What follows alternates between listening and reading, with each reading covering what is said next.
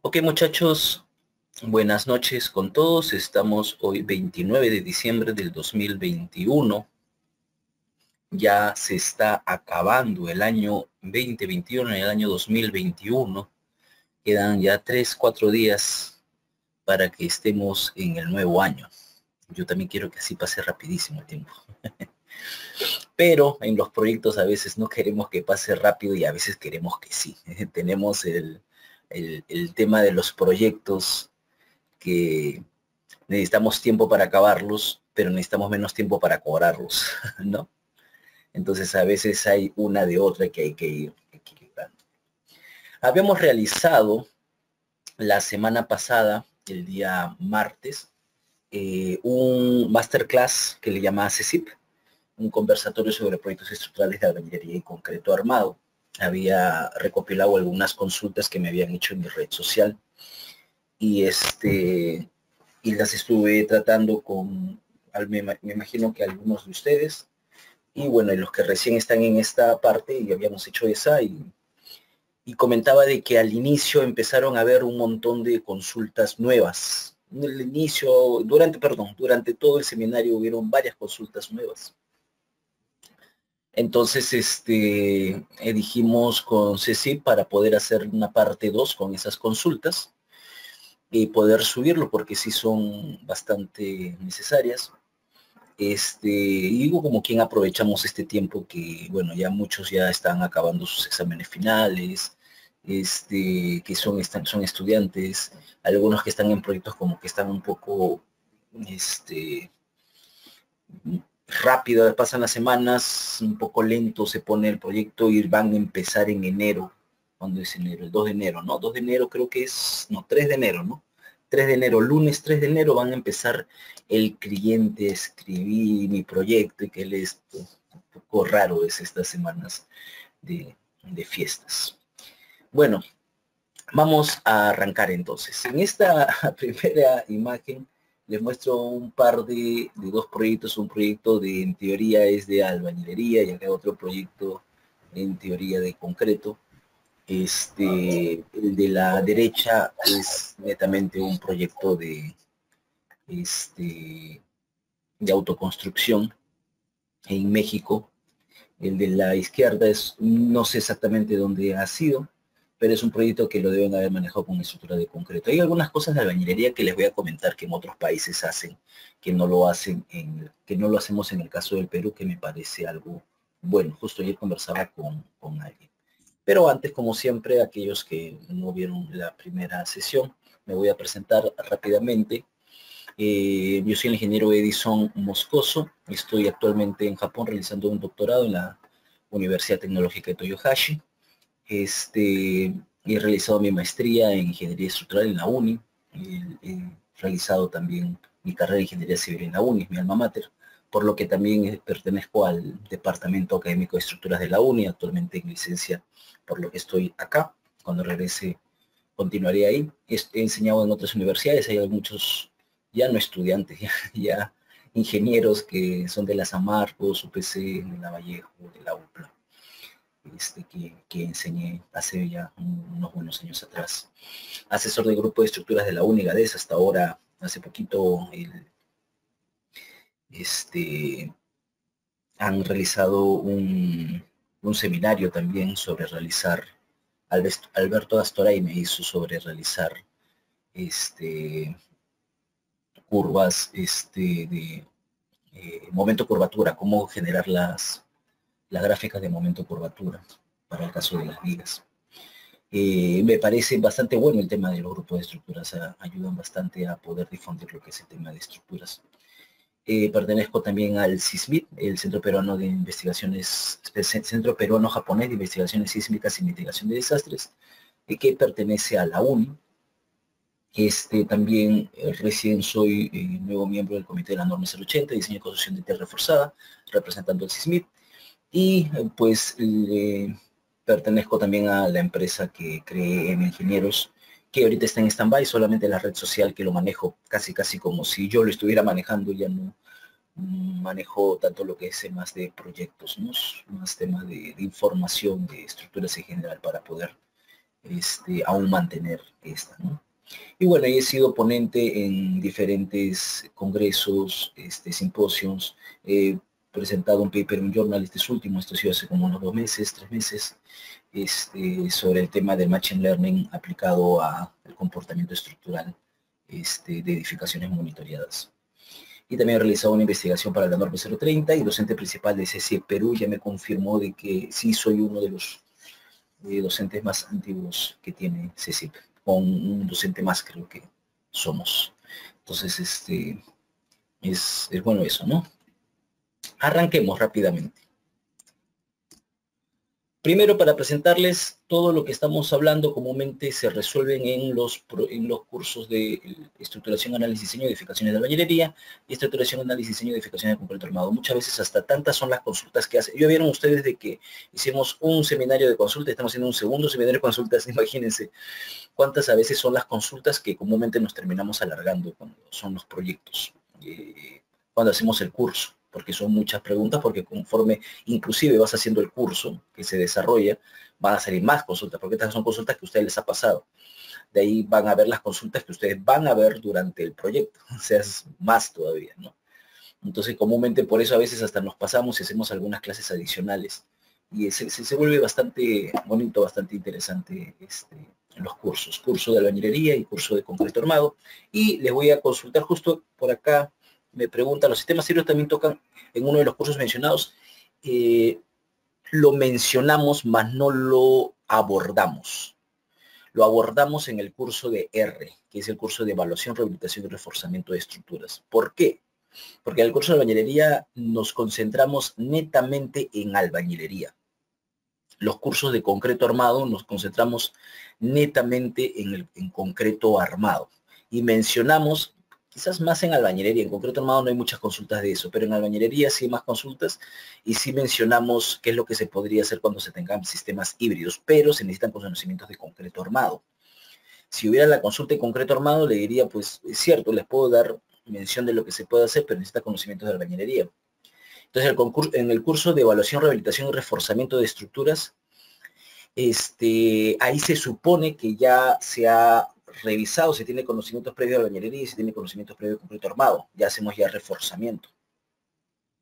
Y ahí tocamos, inclusive el proyecto que comúnmente hacemos es un proyecto híbrido. Comúnmente el proyecto que hacemos es un proyecto híbrido. Ahí sí se puede aplicar. La idea es aprender sobre...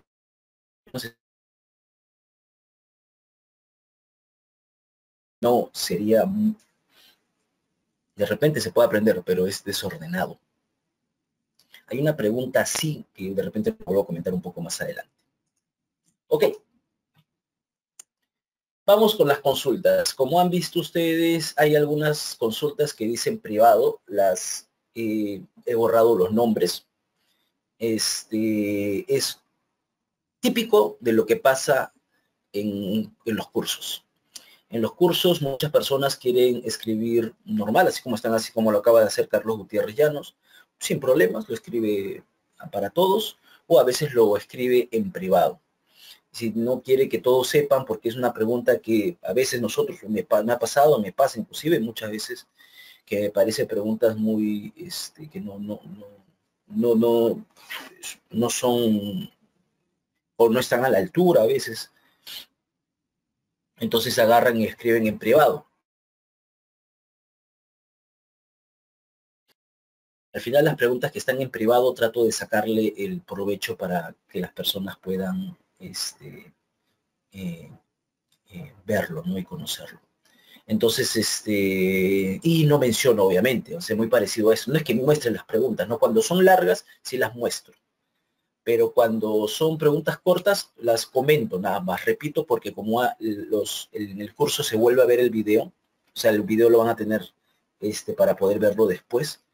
Entonces, vuelvo a repetir la pregunta. Y hay muchos que yo he visto de que no leen las preguntas, responden directamente, pero ¿y cuál fue la pregunta? No la sabemos, ¿no? Entonces yo repito la pregunta para que puedan saber cuál es la pregunta y la respondo comúnmente. Esto es típico de lo que se hace en los cursos de concreto y en los cursos de albañilería. Entonces empecemos un poco. Dice César Eduardo Sánchez Rivera, dice una pregunta para todos, dice, ingeniero, buenas noches. Mi consulta es, ¿Qué tan grave sería cortar un muro en un segundo piso para hacer una puerta si es que un muro portante? Si es que es un muro portante, y la otra sería si es que es un muro no portante. Acá creo que se me ha ido un poco para abajo. Ah, sí. A ver. Ahí está. Ya, entiendo que se refiere a albañilería.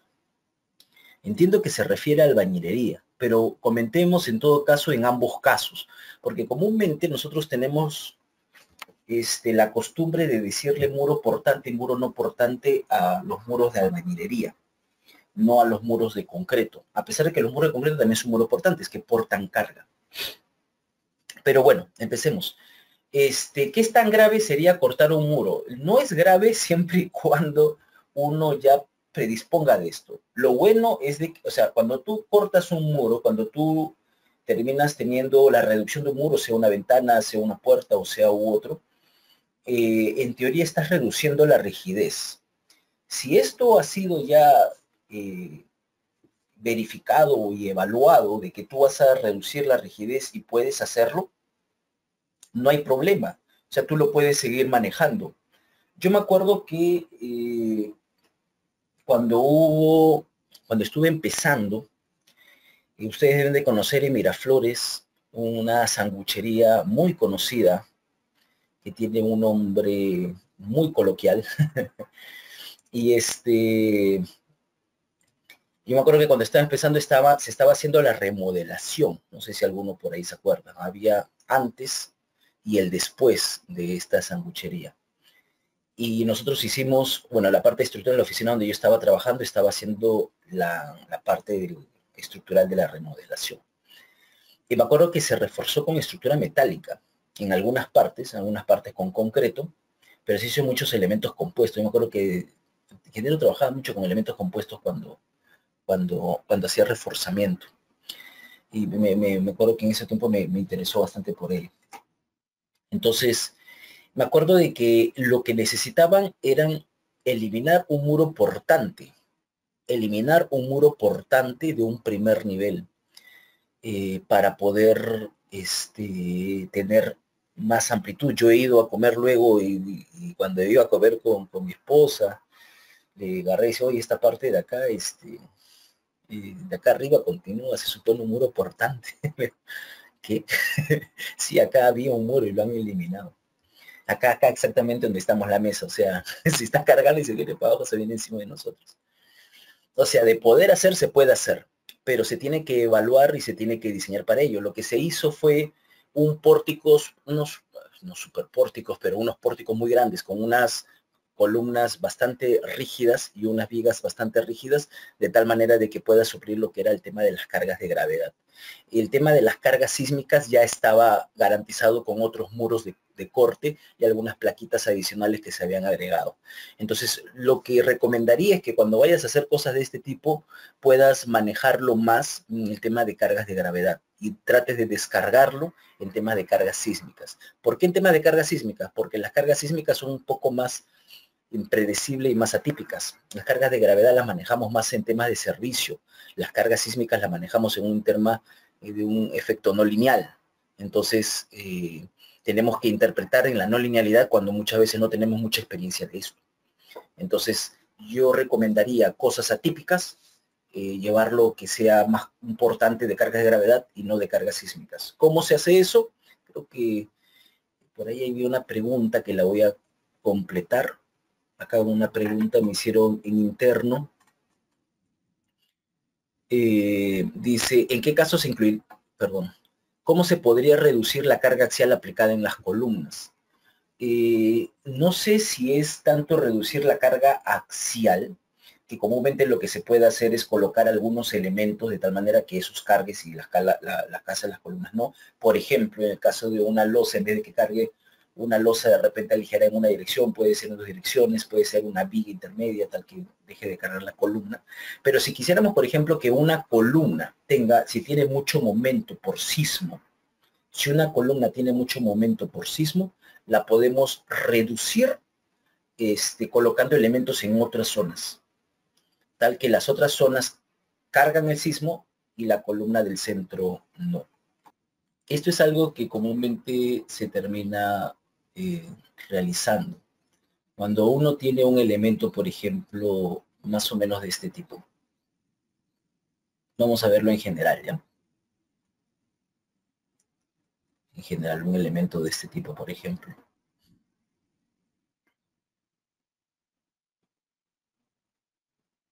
Y si nosotros aplicamos alguna carga, ¿sí? Una carga sísmica, como esta. Entonces, lo que va a terminar sucediendo es que cada uno de estos terminará recibiendo una cierta fuerza, ¿no es así? Este. ¿Cuántos elementos hay acá? Hay 5 por 3, 15, que cada uno esté recibiendo, ¿cuánto? Como unos 7, más o menos. Un 7% más o menos, un poco más, un poco menos de 7% cada uno, ¿no? Alrededor del 7% cada uno, de la cortante total, del 100%. ¿Sí? Entonces, ¿qué sucede si tú varías alguno de estos? Esto trae un poco la respuesta en el caso de muros, si se modelan con columnas o no se modelan con columnas, los muros de albañilería. Les pregunto a ustedes, ¿los muros de albañilería se modelan con columnas o no se modelan con columnas? ¿Qué dicen ustedes? Entonces, por ejemplo, si yo hago alguna variación por acá, de alguna rigidez, si es que obviamente tenemos diafragma rígido, pues estos de acá van a dejar de ser 7. Si estos eran 7%, van a dejar de serlo y seguro van a aumentar a 8 o hasta 9%. Si este era 7%, podría estar aumentando a 8 o a 9%. Si esto era 7%, va a dejar de serlo y seguramente aumentará de 8 a 9%. Si esto era 7%, pues este dejará de serlo y pasará de 8 a 9%. Pero siempre que tú aumentas es porque a alguien se lo has quitado. Es porque a alguien se lo has quitado. ¿Me entiende? Entonces, si el resto tenía 7, de alguna manera, no sé si todos, eso va a depender del análisis, pero van a verse reducido. Van a verse reducido porque la carga no ha cambiado. ¿Se entiende? Entonces se van a ver reducidos en menos del 7%. E inclusive, si tú tienes muchos otros elementos en los cuales refuerzas y de repente el que quieres descargar, no, ese no lo refuerzas y refuerzas los demás, sabes que el que va a terminar descargando es ese. Entonces, es una manera de cómo descargar. Lo mismo se aplica para el caso de muro portante, en el cual quiero reducir la carga sísmica y prácticamente lo diseñé por temas de sismo. ¿Sí? Lo mismo sucede para un pórtico y de repente una viga que tiene mucha fuerza cortante por tema de sismo porque es muy cortita. Trato de buscar cómo reducirla colocando elementos en otras ubicaciones. Entonces eso ayuda mucho, ¿no? Entonces el aumentar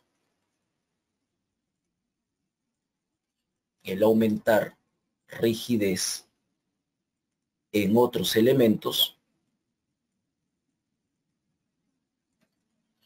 reduce la carga sísmica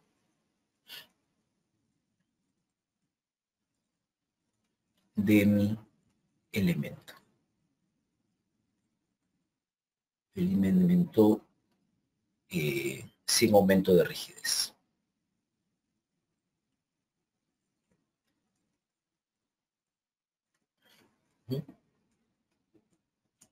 Y vamos a colocar acá consultas. Entonces, de hacer se puede hacer.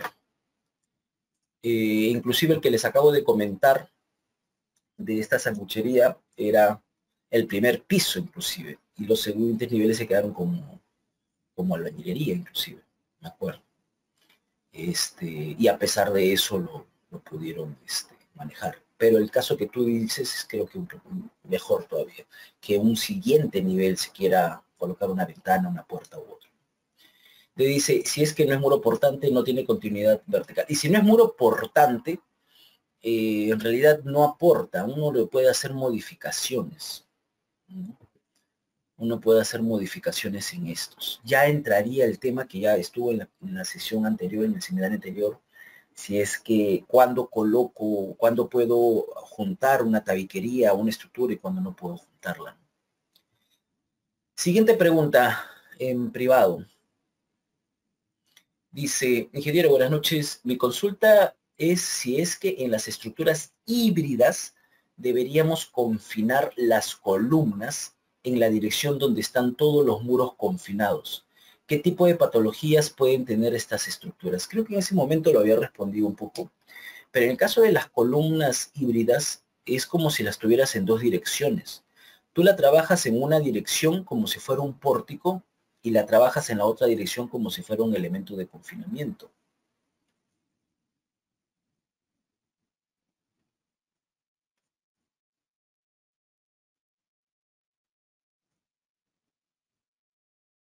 Entonces, si tú tienes una columna, por ejemplo, de este tipo,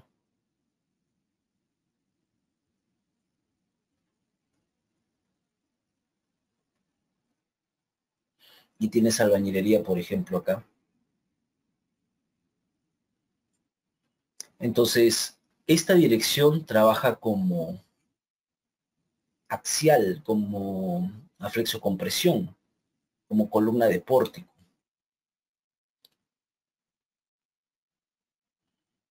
como columna de pórtico. Y esta dirección trabaja como columna de confinamiento.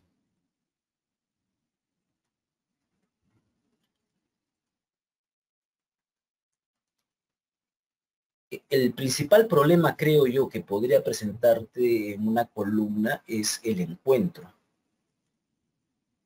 Es el encuentro. A mí me preocupa más el encuentro. Les voy a mostrar una investigación que hizo la Católica, una pequeña investigación. No hizo exactamente sobre esto. No sé si habrá hecho también después, pero les voy a mostrar otra. Un segundito, por favor. Que de repente les interesa. Ah, lo voy a mostrar desde la... Lo hice también acá. A ver, creo que eso está... Creo que eso está acá. Este año hicimos un seminario con CECIP, igual, pero este fue de muros de albañilería. Lo pueden ver también. Ahora les voy a mostrar dónde pueden ver los videos. Y mostré esta investigación que había hecho la Católica. Lo había hecho el ingeniero Ángel San Bartolomé, que estuvo bastante metido en el tema de la albañilería, el ingeniero Jorge Bernardo y Mario Peña. Y lo que hicieron fue hacer la comparación entre dos muros de albañilería, uno con normal, con unas columnas de, pues, de 20 o de 25, en este caso la manejaron de 20, con el espesor del muro, y, permítanme poner el láser, y en este caso de acá lo aumentaron a 40 centímetros. Entonces, la hipótesis que tenían eran que iban a tener problemas en el encuentro, que se terminaba aumentando los esfuerzos en el encuentro. Y lamentablemente en el proceso constructivo tuvieron problemas de eso, de construcción, y que pudieron haber ensuciado un poco los resultados del ensayo. De todas maneras encontraron una fisura acá en el borde, como pueden ver en este muro que tiene de 40 centímetros. Lo único que no se encontró en el otro lado. Entonces, como que la idea era de que si pues aparecía en uno, también debería aparecer en el otro. No tiene sentido que solamente aparezca en uno. Porque supone que esto es una carga de ida y vuelta. Pero también puede haber temas de irregularidades del tema del proceso constructivo.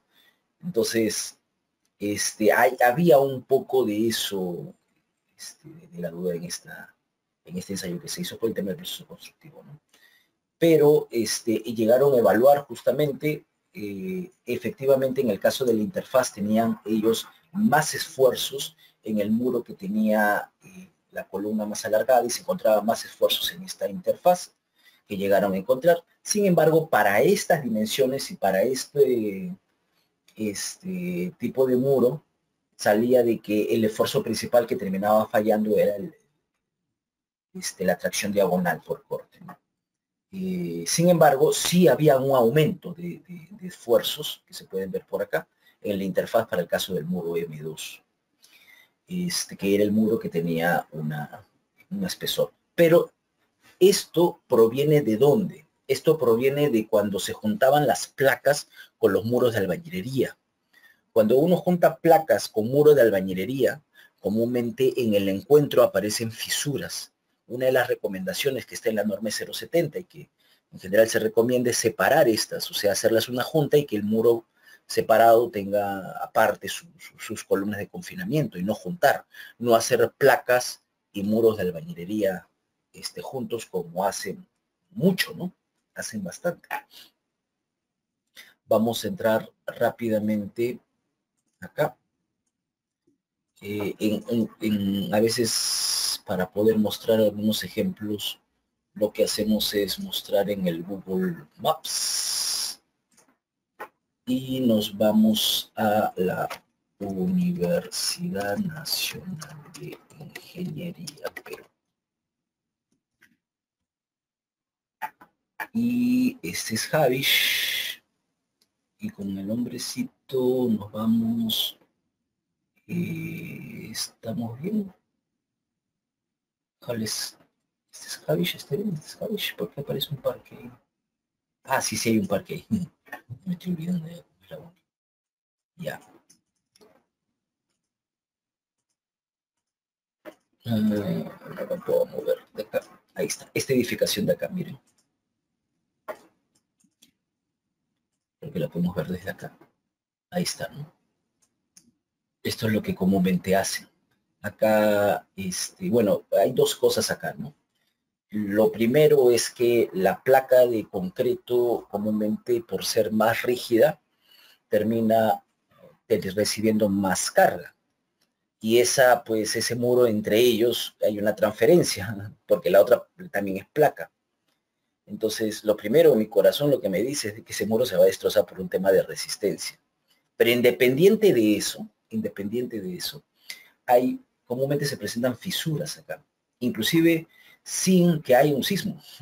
Me acuerdo que fuimos a hacer una evaluación estructural a un Luz del Sur, no fue en Lima, fue fuera, y habían colocado en el proyecto una placa y al lado un muro de albañilería, y la fisura estaba ahí, y no había pasado un sismo. Creo que la edificación inclusive era nueva, tenía unos cuantos años nada más, y había una fisura entre la placa y la albañilería. ¿Por qué? Por el tema de la rigidez de por sí, o sea, inclusive para cargas verticales tiene más rigidez la placa que la albañilería.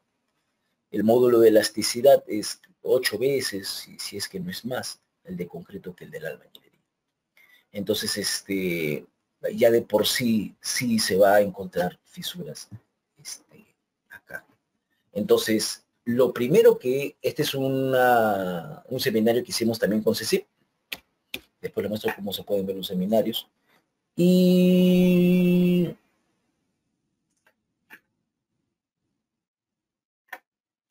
lo primero que me preocupa es el encuentro.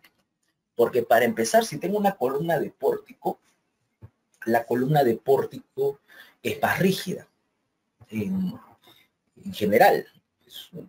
Comúnmente los ensayos que se han hecho de muros de albañilería, en los cuales está en nuestra norma y con los cuales nosotros diseñamos un proyecto, son columnas pequeñas, de 20, de 25 centímetros, muchas veces con el mismo espesor. No hacemos mucho la variación de esto. Entonces, el encuentro es una de las cosas que me preocupa, porque sería un tipo de falla que no está considerado por el tema de la falla del muro. O sea, podría fallar eso primero, antes que falle por tracción diagonal del muro, y pues reduzca la capacidad. Entonces, eso es una cosa una de las cosas que me preocupa. Y otra cosa que podría ser también es por el propio comportamiento. Eso lo menciona el ingeniero Ángel San Bartolomé en los comentarios que hizo de la norma 070. Cuando tienes una un pórtico, sus deflexiones obviamente son un poco más grandes. Las deflexiones de un pórtico son comúnmente un poco más grandes. Estoy exagerando un poco, pero para que se pueda un poco entender, ¿no? Si tengo por fuerzas de gravedad nada más, el pórtico podría ser algo como esto. E imagínate que esta conexión, todo este muro, está conectado con la albañilería, ¿no? Está conectado con la albañilería. Y no es solamente el tema de colocarle el endentado y la malla, sino también el tema de que por más que tengas la conexión fuerte, la albañilería en algún momento vas a tener la albañilería y se puede terminar fallando, ¿no? Es como si terminara pegando con goma una hoja con otra hoja. Cuando las quieras separar, la zona de la goma donde está pegado no se va a desgarrar. La que se va a desgarrar igual es el papel, ¿no? Igualito. O sea, de repente, por más endentado y mechas que le coloque, esa zona se va a quedar muy fuerte, pero las partes de la albañilería igualito se puede desprender. Entonces, el encuentro es una de las cosas que me preocuparía un poco más. Algunas veces lo que he propuesto es colocar como unas pequeñas salitas, que también lo hace un poco más largo y más rígido en esa dirección, pero me pareciera que toda esta carga va a terminar siendo concentrada en esta zona de acá. El tema es que hay que investigar, ¿no? Que estaría concentrada en esta zona de acá. Y el caso de las salitas tendría una menor concentración de carga. Entonces podría agarrar y liberar un poco a la carga que tenga hacia el muro, ¿no? Es lo que he propuesto en algunos momentos. Pero sí hay un tema del tema híbrido, yo diría más por el tema del encuentro entre la albañilería y este elemento, ¿no? Y este elemento. Ok, continuemos con las consultas. Están dejando por ahí varias consultas. Así vamos a pasar haciendo un curso de puras consultas. Pregunta por acá. Bueno, ya respondo un poco lo que dice, qué tipo de patologías pueden tener estas estructuras, ya le acabamos de responder. Otra pregunta en privado. Buenas noches, ingeniero Moscoso. En el caso de una edificación aporticada, el primer entrepiso es de 6 metros y ya. ¿Cómo podría? Este es típico. Las edificaciones de los lotes, hace tiempo me fui a el propietario era bastante mayor, y me comentó que los lotes antes eran, no sé si era así, pero él me dijo, los lotes eran de 1000 metros cuadrados, y luego los han reducido a 500 metros cuadrados, y luego los han reducido a 250 metros cuadrados. Y yo sí doy fe de los 250 metros cuadrados. La casa de mis abuelos son de 250 metros cuadrados. Y después se terminan dividiendo en la mitad de eso, que son los 120 metros cuadrados, y de ahí, pues sí tiene razón, los típicos 6 metros por 20 metros de profundidad, ¿no?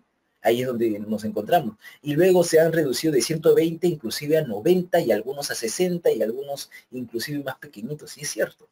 Cuando se han empezado a reducir los lotes, han empezado a hacer más problemas las estructuras más pequeñitas que las estructuras grandes. Y son las que comúnmente cuestan menos. Y comúnmente vas a cobrar menos por esto y tiene más problemas, ¿no?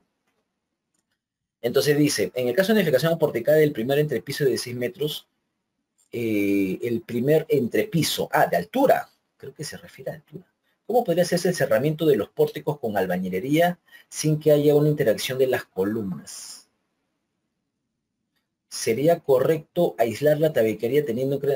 estaba hablando de la altura, me corrijo. ¿Sería correcto aislar la tabiquería teniendo una gran altura? Sí, y pudiendo no anclarse de manera adecuada, y pudiendo no anclarse, y es que también podría pasar que no se ancle de manera adecuada, sí, hay que aislarla. No tienes muros de albañilería de 6 metros de altura. ¿O cuál sería la mejor manera de hacer el cerramiento sin afectar la rigidez de la estructura? No, aislarlo totalmente. Yo estaba hablando más del tema de los anchos, ¿no? Del tema de los anchos. Yo pensaba que la pregunta era, si tengo anchos pequeños, ¿cómo hago albañilería? ¿Cómo proyecto albañilería para anchos tan pequeños? Bueno, esa no era la pregunta. Continuemos. Si hay que aislarlo. La pregunta anterior, sí hay que aislarlo. Yo lo que les recomiendo en general es no hacerse problema en los proyectos. En los proyectos no tenemos tiempo para investigar. En los proyectos no tenemos tiempo para estar tratando una opción, otra opción. No tenemos tiempo para eso. Los proyectos son para ayer. Deben haber escuchado esa famosa frase. Los proyectos son para ayer. Entonces no tenemos tiempo para estar averiguando. Miguel Valera Garatea dice, ingeniero, buenas noches. Muchas veces en el plano de la obra he visto que el diseño estructural es de pórticos. Sin embargo, para no hacer las columnetas, hacen los muros con ladrillo King Kong de 18 huecos y las amarran a la columna con mechas cada 3 hiladas.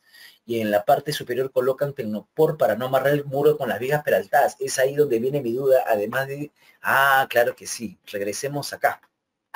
Vámonos ahora... ¿Cómo puedo hacer esto? Vámonos ahora a Gamarra, Perú, y La Victoria. Ahí está. Hay ciertas zonas de acá que no ingresó Google, ¿sabían? Mira, no ingresa Google. Si acaso no ingresa. Acá hay un montón. Miren este de acá. 1, 2, 3, 4, 5, 6, 7, 8 pisos. Ayer hablaba con un ingeniero de acá, que ya se graduó, vino a visitarnos. Ya hizo su maestría. Y él me decía que está continuando investigación por el tema de la bañería. Preguntaba si estaban haciendo bañería. Sí, me dice, pero estoy viendo ahora unas patologías. Ah, ya. Y ustedes me dicen también, me dijiste de Perú y la mampostería. Y yo le digo, pero en el caso de Perú y tu país, que su país era Afganistán, hacen de diferente manera, tú me habías comentado. Tú habías comentado que ustedes era típico los infill walls, los cuales son primero los pórticos y luego rellenaban los muros. Ah, sí, claro, así lo hacemos. Y en el caso del Perú no tenemos esa costumbre. Y él me dice, no, pero es que eso depende, es independiente del país. Me dice, cualquiera puede hacer de cualquiera de dos maneras. Yo no quise continuar, porque una cosa es lo que se puede hacer y otra cosa es lo que es común en un país. En un país es común, en nuestro país por lo menos, tener la albañilería y luego hacer el vaciado del concreto por el tema del ahorro muchas veces del encofrado. Pero esto que dice su compañero lo han estado usando muchas veces, que es el tema de juntarlos, los amarran y en la parte superior los aíslan. Y en la parte superior los aíslan. Sí sucede eso. Acá, y con eso pueden hacer alturas mucho más grandes. Acá también vienen. No sé si llegan a ver en la parte superior, como si tuviera una hiladita así, no tan fina. Si lo llegan a ver ahí, se encuentra ahí, ¿no? No tan fina. Entonces, lo que comúnmente hacen es eso. En algunos casos no nos damos cuenta, pero gracias a eso, lo que hacen es aumentar una gran cantidad de niveles. No sé cuánto es, pero no debe ser poco. Vamos a ver si podemos entrar por ahí. Si llegó a entrar, no entra a Google. No entra a Google ahí. Vamos a ver por algún otro lado de repente, a ver si entró. Nada. Ahí está, entró acá. A ver, acá está.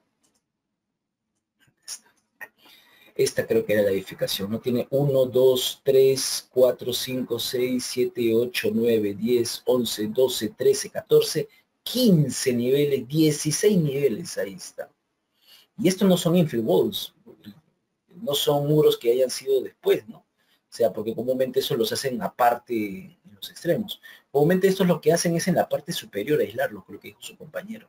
Y así hacen para poder llegar a niveles más altos. Esto está prohibido. Por lo menos en la norma no se menciona sobre esto, ¿no? Entonces, y me dice por acá, ingeniero, pero al confinar los muros a las columnas en ese eje debería analizarse como pórtico. Dejaría de analizarse como pórtico, claro, pero comúnmente lo que hacen es como pórtico. Les comento comúnmente, yo alguna vez participé en un proyecto como esto y me di cuenta cuál era el problema. Hicimos un par de edificios en Gamarra y lo que había sucedido era de que para empezar, muchos de lo que hacían estos edificios eran personas, eran comerciantes en los cuales no les importaba mucho la parte, eran los malos comerciantes, ¿no? Aquellos que no les importaban la parte técnica. Lo que querían era los planos y estos para poder que le den la licencia y poder construir porque no querían tener problemas. Pero no era porque querían construir o algo así, ya, pues si tienes el plano y lo construyes a buena hora. Pero no, no querían ver el detalle, no, no les importaba mucho el detalle, lo que querían era un edificio donde puedan vender y puedan continuar. Eran los malos comerciantes que solamente quieren hacer el tema de ventas y ganar y ya. Entonces, me acuerdo de que uno de los problemas era de que a veces tenemos los estructurales, es que hacemos un proyecto, pero la tabiquería, como no es estructural, comúnmente la terminamos dejando y no se diseña y no se dejan detalles. Pero entonces se encuentran en obra que tienen un plano de estructuras donde hay una estructura porticada con placas u otros, y te encuentras un plano de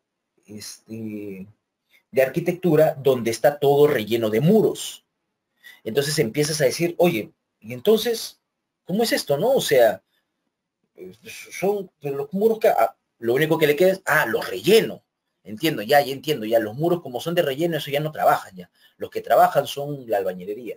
Y como lo hacen comúnmente, nosotros tenemos en el Perú comúnmente el muro y luego las columnas, las placas y esto se vacían, pues lo siguen haciendo así. Entonces, es donde terminan haciendo esto y lo que han quedado es de repente en la parte superior aislarlo y algunos hasta ni siquiera aíslan la parte superior.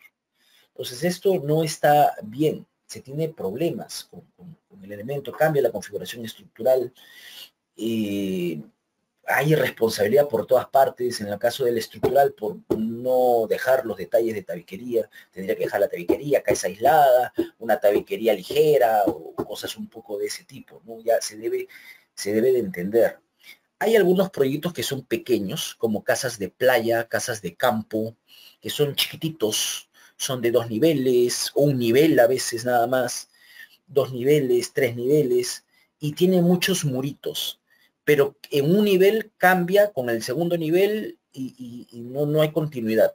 Y a veces los muritos son cortitos y todo eso. Ahí pasa, por lo contrario, es que todo lo dejan, y como no es tan claro el proyecto estructuralmente hablando, o sea, porque acá es clarísimo, ¿no? O sea, acá que hemos puesto, y era claro de que por acá habían vigas, ¿no? Que por acá había una viga, que por acá había una viga, que por acá había una viga. O sea, sí se notaba una estructura acá porticada y que estaba alargando las columnitas, ¿no? O sea, sí era un poco claro eso. Y comúnmente lo que yo les digo en el caso de un proyecto es que tengan el proyecto claro, el proyecto tenganlo claro. Como hay muchos ingenieros que el proyecto no lo tienen claro. O sea, tú puedes tener ahí y puedes terminar teniendo de repente un muro de albañilería de relleno por acá y luego lo meto por acá y luego otro muro por acá y viene por acá y luego por acá y luego viene otro muro por acá y un montón de muros ahí de relleno. Pero lo analizó como aporticado porque para él todos esos muros son de relleno. Y eso está mal, porque estás haciendo el análisis de otra estructura. Me pasó una vez en un casino, por ahí por la avenida Brasil, por ahí por la avenida, creo que hay varios, pero hay uno, la avenida Brasil con, esta avenida, la de la Católica, bueno, una avenida principal. Entonces, ese casino lo había hecho un estructural y lo había evaluado como una estructura porticada. Era una edificación de los años 60, 70, donde netamente lo habían hecho de muros, inclusive de ladrillos artesanales sólidos, 27 centímetros de espesor, esos antiguos, y esos no había el tema de que voy a aislar el tabique o algo. Es más, si es que hay columnas, a buena suerte, en esos tiempos no había. Esa es la avenida que comenta su compañero. ¿Y cómo se llama? Y suerte si hay columnas ahí, porque antes no se hacían columnas, antes se hacían muros de albañilería como lo que se hacía en el caso de cómo se trabajaba las estructuras de tierra. Las estructuras de tierra no tienen columnas, ¿no? Entonces la albañilería comúnmente las hacían así, eran bien gruesas, eran menos que el caso del adobe, de la estructura de tierra, pero eran gruesas. Y luego empezaron a colocarle columnas en paños grandes. Y luego le empezaron a colocar ya columnas porque era un tema de confinamiento y salió toda esta información nueva que se hace hasta la actualidad. Pero no puedes modelar algo pensando que es como tú quieres cuando tienes un montón de relleno. El problema es, ingeniero, ok, ya está bien, ya. No lo voy a modelar como pórtico ese que estamos viendo ahí en pantalla. Ok, lo tengo que modelar como debe de ser. ¿Cómo lo hago? Si no tiene columnas de confinamiento, si no tiene columnas de confinamiento, esos muros rápidamente van a fallar, que es lo que comúnmente la mayoría asume, rápidamente van a fallar, se va a venir abajo y pues termina siendo pórtico. Claro, cuando se vengan abajo, matan a todas las personas, la estructura de repente quedó en pie, pero la primera, salvaguardar la vida de las personas, que es la primera filosofía de diseño sismorresistentes, la terminaste matando, ¿no? Entonces, lo primero que tendría que hacer es buscarse hacer el aislamiento, buscarse de repente hacer tabiquería, ¿cómo se llama? Eh, como diría, alternativa, que vendría a ser una tabiquería de repente ligera. Y en el caso de proyectos de un nivel, de dos niveles, yo la verdad no haría pórticos. Lo manejaría con albañilería. Me parece que es más práctico y barato hacerlo con albañilería. Lo que pasa es que obviamente estas casas de campo y de albañilería de playa, pues son pues especiales, tienen una arquitectura especial y todo eso.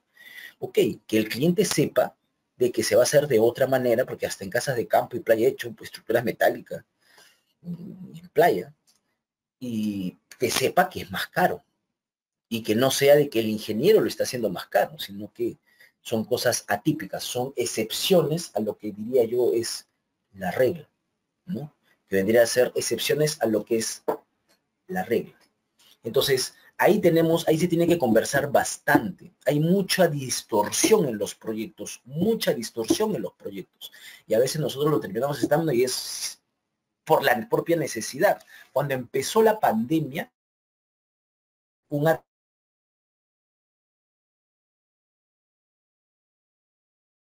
escribió un arquitecto y me dijo que tenía un edificio de 10 niveles, un edificio de 10 niveles que ya tenía la arquitectura hecha y que quería que lo haga. Empezamos a conversar detalles, que esto, el otro, ok, genial.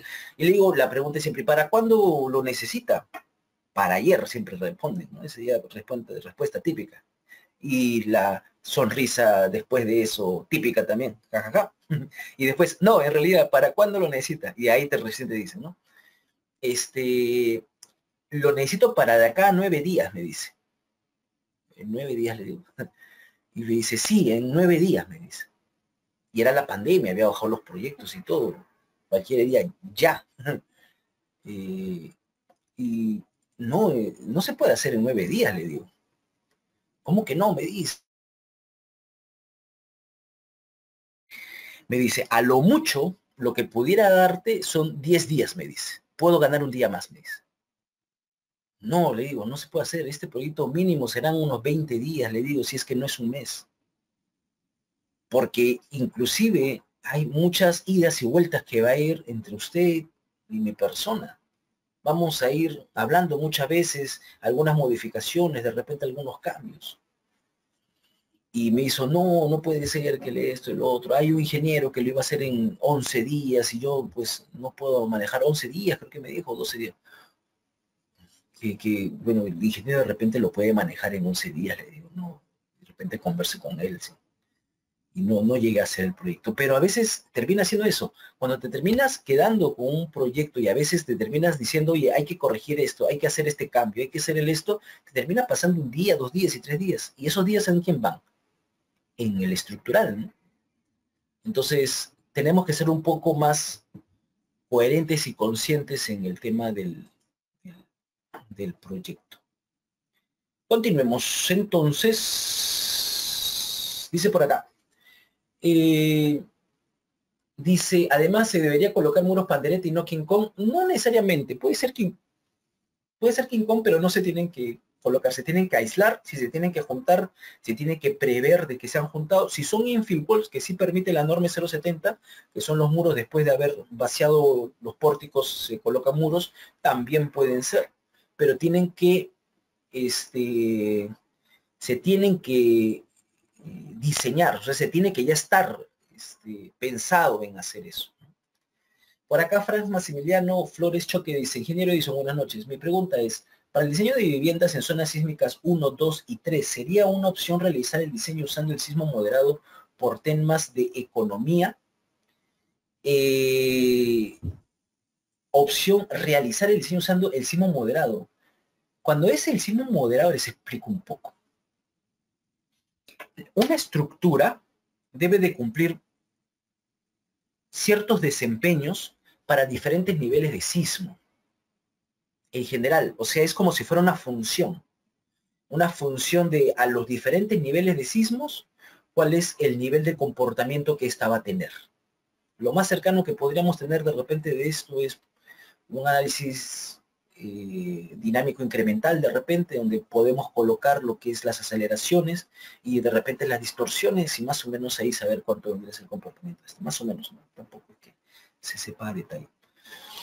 Entonces, pero es difícil esto hacer si es que no haces análisis más avanzados.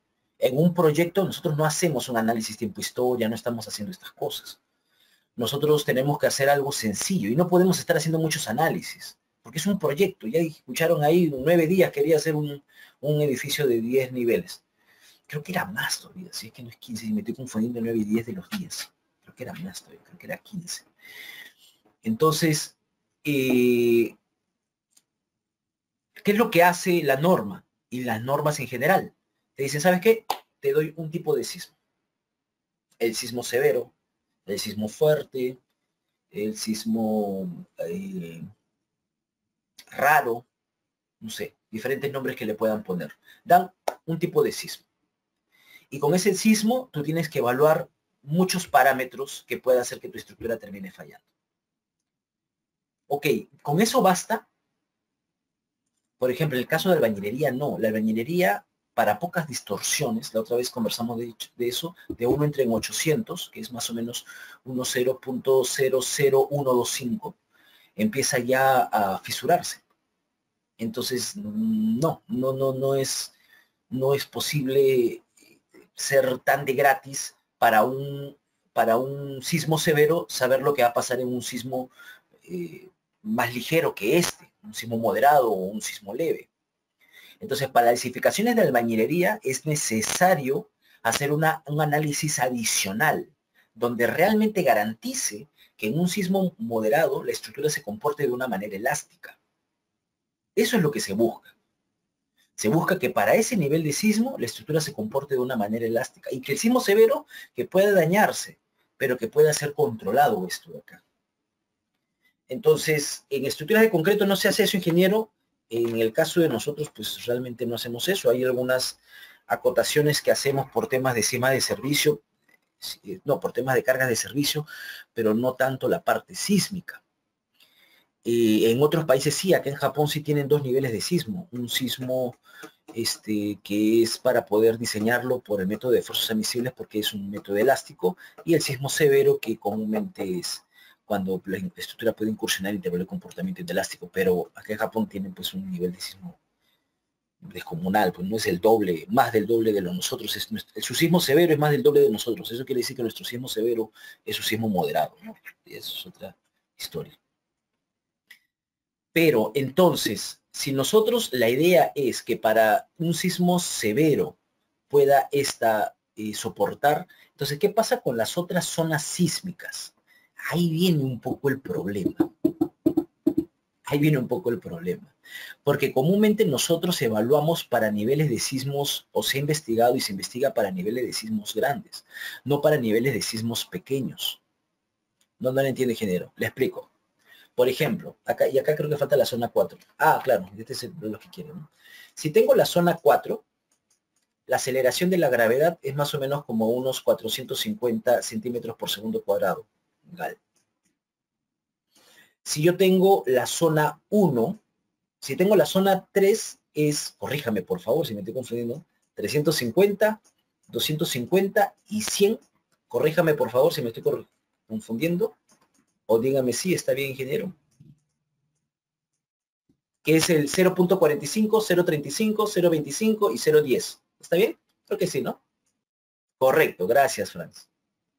Entonces, si yo entiendo que la pregunta de Franz es, si yo en un sismo 4 de donde trabajo un sismo moderado con 200 más o menos, ¿por qué ya no en la zona 2 y la zona 1 la manejo de esa manera, con solamente un sismo moderado? Esa es una muy buena pregunta. Porque yo pudiera trabajar en un sismo 2, en un sismo 1. Sin embargo, las estructuras en esas zonas, al tener menor aceleración, tienen una menor capacidad que la de la zona 4. Eso quería decir que al tener menor capacidad, su capacidad en un sismo moderado para ellos, es decir, si es 250, en 150, si es 350, en 175, también debería de ser elástico para esos niveles de sismo. No lo entiendo, ingeniero. Para todos los casos, esos son los sismos severos. Y para todos los casos, sería el nivel de la capacidad de tu estructura para un sismo severo. Si fuera la mitad de eso, debería ser que se comporte elásticamente, cogiendo el tema para qué es un sismo moderado, se comporte elásticamente para la mitad de lo que vendría a ser cada uno de estos. Entonces, básicamente lo que es que tengas tu estructura que tiene menor capacidad y que es en un sismo elástico con menor capacidad. Nada más es eso. Nada más es eso. ¿Se pueden hacer algunos ajustes por tener zona 3, zona 2 o zona 1, menor intensidad? Y comúnmente las investigaciones son para zona 4. Sí, sí, yo creo que sí. En algún momento conversamos eso con un ingeniero, pero ahorita las energías están un poco más plasmadas en los niveles muy fuertes. Así que todo lo demás como que se termina haciendo de la misma manera y el concepto es básicamente que los demás van a tener una menor capacidad, pero la capacidad suficiente como para el nivel de sismo que es probable en esa zona. ¿Se podrían hacer algunos ajustes? Posiblemente sí, porque por ejemplo, si cogemos la norma de 0.60, la norma 060 es bastante estricta en el tema, por ejemplo, porque va de la mano con el ACI 318. Entonces es bastante estricta en temas de, por ejemplo, de los elementos de borde para una placa, del estribado, por ejemplo, para las columnas en pórticos especiales. Entonces, ¿podría bajarse un poco eso porque no hay una necesidad de tanta ductilidad en esa zona? Sí, pero hay que hacer investigación de eso. Y investigación es lo que nos falta hacer, ¿no? Hay muchas ganas. Ok, entonces creo que eso responde un poco. La pregunta sería, ¿sería opción realizar el diseño usando el sismo moderado? Se tiene que hacer de todas maneras por normas sismo severo y sismo moderado. Se puede hacer como un tema de investigación, alguna nueva metodología que pueda reducir y no sea tan cara para volverlo más económico, sí, pero quedaría como un tema de investigación, no como un tema de un proyecto, creo yo.